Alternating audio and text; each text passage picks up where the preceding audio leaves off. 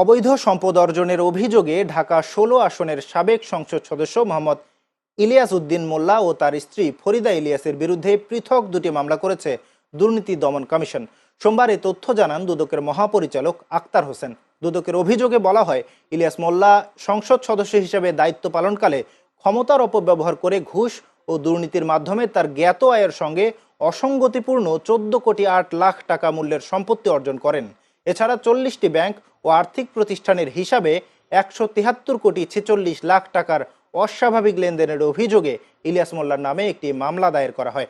অন্যদিকে ২,৫৩,০০,০০০ টাকা মূল্যের অবৈধ সম্পদ অর্জন ও ৪টি ব্যাংক হিসাবে ৮,৯৭,০০,০০০ টাকার অস্বাভাবিক লেনদেনের অভিযোগে তার স্ত্রীর বিরুদ্ধে অপর মামলাটি করা হয়।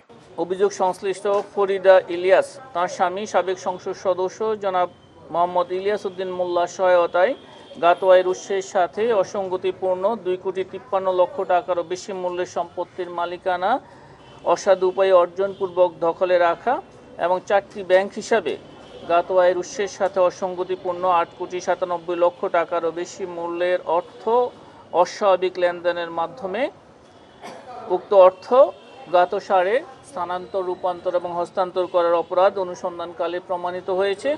এই কারণে মিসেস ফরিদা ইলিয়াস এবং জনাব মোহাম্মদ ইলিয়াস উদ্দিন মোল্লার বিরুদ্ধে দুর্নীতি দমন কমিশন আইন ২০০৪-এর ২৭(১) মানি লন্ডারিং প্রতিরোধ আইন ২০১২-এর সংশ্লিষ্ট ধারায় এবং দণ্ডবিধির ১০৯ ধারায় আরও একটি মামলা রুজুর সিদ্ধান্ত গৃহীত হয়েছে।